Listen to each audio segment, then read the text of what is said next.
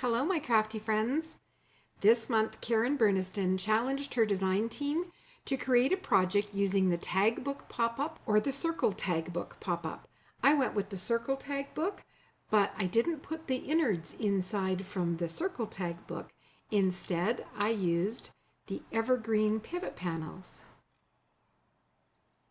Now, before I get into a few more details, this is an ice cream card. Every July, I send ice cream cards to my kids and grandkids.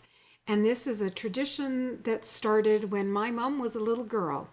In their small town in Nova Scotia, every July there was a parade, and my grandpa would take my mom to the drugstore for an ice cream soda when the parade was done. Fast forward to my mom having my brother and I, and on a certain day in July, she made sure that we all had an ice cream sundae together, and we've kept that tradition up. They had moved away for a little while into another province, and of course we couldn't get together for ice cream, so I started making ice cream cards to send her on that day in July. They moved back to Calgary. We made sure we had an ice cream sundae together on that day in July, every day until she passed. And now I do the same with my kids and grandkids. We make sure we have ice cream. And if we can't be together to have ice cream together, we still have ice cream and then talk to each other on FaceTime or by message. So this is a card that I will be sending to one of my daughters, and that's why it is an ice cream theme. I used pattern paper from Recollections. It's called Over the Rainbow.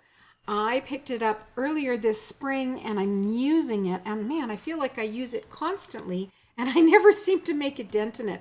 Probably because it's a 12 by 12 pad, so you get a lot of mileage out of a single sheet. I do prefer 12 by 12 pads, but man, I keep using it and I never seem to make a dent in it. My ice cream cones use the Sweet Treat Charms from Karen Burniston.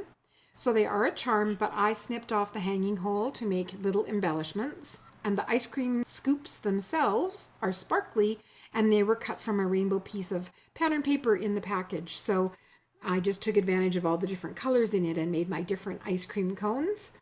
I used enamel dots from Stampin' Up. I love the glitter and sparkle. A vellum circle here, and that was cut with Karen Burniston's crosshatch circles. Like all of the crosshatch sets, these are alternating crosshatch and straight edges. And the straight edges give you a lovely embossed detail with no work from you. You just, as you run it through your machine, you get that lovely detail. I went over the embossing with a Wink of Stella pen for just a little more shine.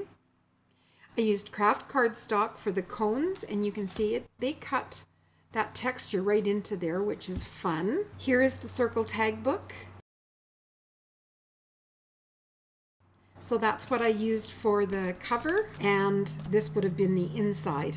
I only used the reinforcements from the circle tag book there. Celebrate is from word set 8, and that finished off the front. And as I said, I used the Evergreen Pivot Panels, which is here, but when you turn it upside down, I thought that gave me the perfect area to add my ice cream cones to.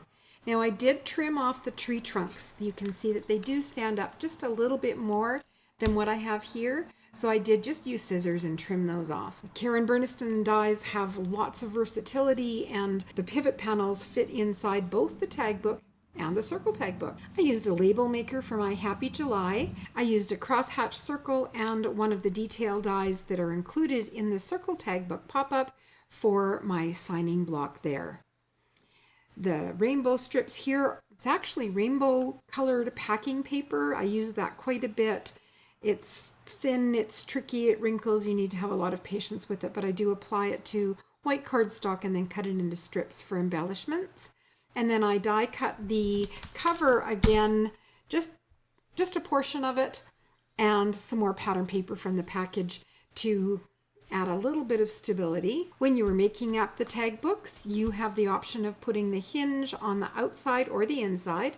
I did choose the outside, and because people often turn a card like this over so they can see what it looks like from the top, I die cut one more crosshatch circle, cut it in half, and then glued it inside just for a pop of color there. It didn't really need any stability there, but I liked that pop of color.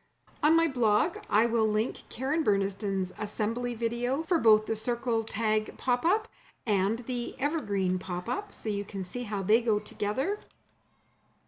And as well, all of the supplies that are available are linked on my blog, which is linked in the description box below. If you enjoyed my video today, please give it a thumbs up and subscribe to see more.